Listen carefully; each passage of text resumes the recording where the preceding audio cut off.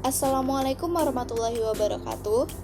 Perkenalkan, nama saya Faradina Rizky Ramadhani dari kelas B Sistem Informasi Angkatan 2019. Pada video ini, saya akan menjelaskan materi mengenai manajemen risiko teknologi, mulai dari definisi, solusi, peluang, dan praktek terbaik. Jika kita berbicara dengan pelanggan atau dengan mitra dan mitra aliansi, kita dapat mengenali beberapa kasus penggunaan yang benar-benar keren, yang sangat relevan untuk sebagian besar mitra. Salah satunya adalah manajemen risiko teknologi. Ini sangat relevan untuk semua pelanggan, karena risiko terjadi di setiap perusahaan, terlepas dari ukuran dan industrinya. Ada berbagai jenis risiko yang perlu kita pisahkan dengan cara tertentu. Risiko-risiko tersebut antara lain seperti sistem menjadi tidak tersedia, diretas dari luar perusahaan, dan data sensitif jatuh ke tangan orang luar yang ingin dihindari. Terlepas dari risiko mana yang akan terjadi, dampaknya akan menjadi sangat penting bagi sebagian orang. Kita bisa kehilangan pendapatan, reputasi, dan efisiensi perusahaan. Apapun jenis risiko yang akan dihadapi, dampaknya jika terjadi akan sangat penting dan dapat menyebabkan banyak kerugian. Untuk dapat mengendalikan risiko-risiko tersebut, kita perlu melakukan proses manajemen risiko. Kedengarannya mudah, tetapi tidak semudah itu. Pertama, orang-orang enggan melakukan proses tersebut, karena mereka berpikir bahwa di masa lalu tidak terjadi apa-apa. Dan mengapa ia harus membuang-buang waktu untuk itu? Hal pertama untuk mendapatkan sesuatu adalah menciptakan kesadaran akan hal tersebut. Untuk membuatnya benar-benar jelas mengenai apa yang terjadi dan apa dampaknya jika terjadi sesuatu, maka langkah selanjutnya adalah proses manajemen risiko yang mencakup langkah-langkah seperti berikut. Yang pertama, identifikasi risiko. Yang kedua, analisis risiko. Yang ketiga, menilai dampak dari risiko yang teridentifikasi dan juga proses untuk mengambil tindakan. Dan yang terakhir, proses pemantauan yang memastikan bahwa proses manajemen risiko kita ikuti secara konsekuen dan juga efisien. Tantangan saat menerapkan proses manajemen risiko teknologi. Pertama, kita perlu membuat seseorang benar-benar yakin untuk melakukannya. Seperti dalam kehidupan pribadi, jika tidak pernah terjadi sesuatu, maka kita tidak benar-benar bersedia menghabiskan waktu untuk itu.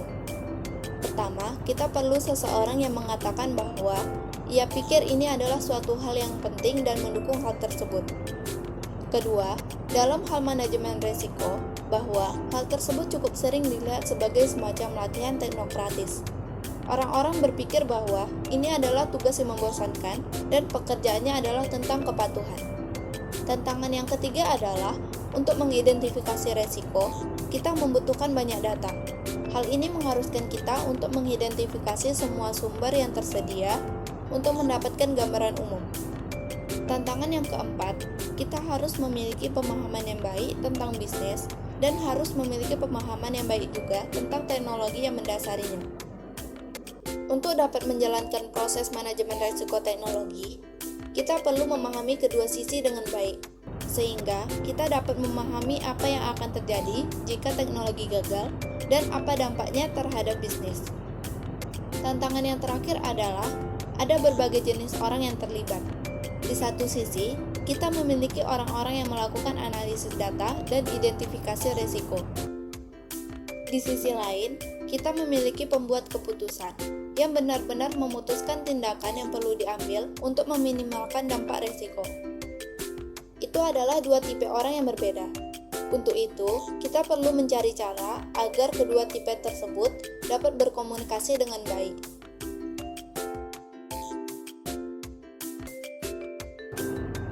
Lalu, bagaimana kita dapat mengatasi tantangan-tantangan tersebut? Pertama-tama, sangat penting untuk memulai dan menemukan seseorang yang benar-benar percaya akan pentingnya manajemen risiko teknologi dan bersedia mendukung hal tersebut. Langkah kedua adalah mendefinisikan proses dan prosedur yang diperlukan untuk melakukan manajemen risiko dengan cara yang baik. Hal ini untuk keseluruhan proses, mulai dari identifikasi risiko hingga pemantauan risiko. Setelah itu, kita perlu memikirkan alat yang akan mendukung proses tersebut. Ini merupakan hal yang cukup penting untuk memastikan alat-alat individu bekerja dengan sangat baik, sehingga terintegrasi dengan baik. Kesimpulan, ada beberapa tips tentang manajemen risiko teknologi. Pertama, jangan menunggu sampai risiko menjadi kenyataan, atau melakukan sesuatu sebelum itu terjadi. Kedua, cari pendukung seseorang di level manajemen senior yang memahami pentingnya topik ini dan bersedia mendukung pekerjaan mengenai topik tersebut. Ketiga, menerapkan proses profesional yang didasarkan pada praktik terbaik dan standar umum untuk manajemen risiko. Dan yang terakhir, yang keempat, temukan juga alat dan solusi profesional yang mendukung kita dan berhati-hati agar proses dilakukan dengan cara yang efisien dan juga diselesaikan dengan cara yang konsekuen. Baiklah, sekian dari penjelasan saya mengenai manajemen risiko teknologi. Mohon maaf apabila ada kekurangan dan salah kata. Saya akhiri. Wassalamualaikum warahmatullahi wabarakatuh.